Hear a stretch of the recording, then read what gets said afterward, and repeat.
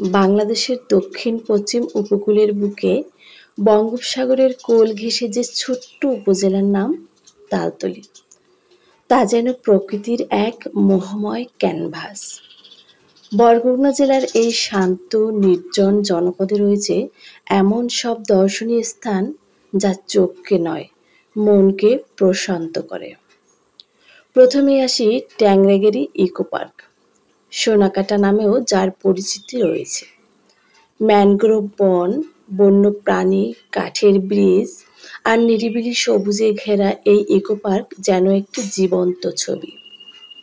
এখানে হরিণের পদচারণা যেমন দেখা যায়, তেমনি দেখা যায় বনবিড়াল, বানর, বন শকুর, এমনকি মাঝে মাঝে কুমির বা অজগরের উপস্থিতিও।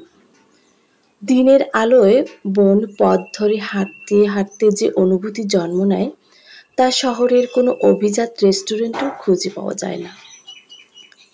ইকো পার্কের পাশেই বঙ্গোপসাগরের তীরে শুয়ে আছে সোনাকাটা সৈকত বা আশার চর।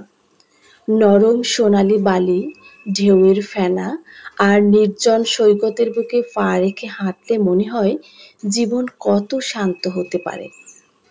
আষাঢ় চরের বালুচরে হাজার হাজার কাকড়ার নৃত্য, পাখির ডাক আর দূরের সবুজ রেখা প্রকৃতির এক নিঃশব্দ কবিতা। আরও দক্ষিণে পা ফেললে পাওয়া যায় শুভ সন্ধ্যা সৈকত। পায়রা, বিষখালী আর বলেশ্বর নদীর মোহনায় তৈরি এই উপকূলীয় এলাকা শুধু তার রূপেই নয়, উৎসবের জন্যও পরিচিত।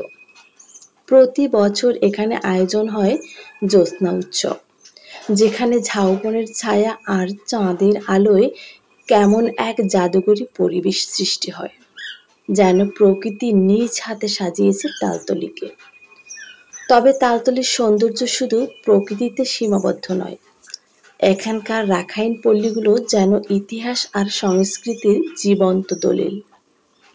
রাখাইন সম্প্রদায়ের সরল জীবন, কাঠের ঘর, বৌদ্ধ মন্দির আর ধূপের সুবাস মিলে তৈরি করে এক অন্তর্গত প্রশান্তি।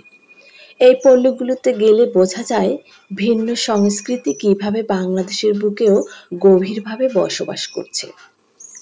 সবশেষে আসে হরিণঘাটা বন আর লালদিয়া চর, যেগুলো প্রকৃতির রূঢ় তবে নিখুঁত রূপ দেখায়।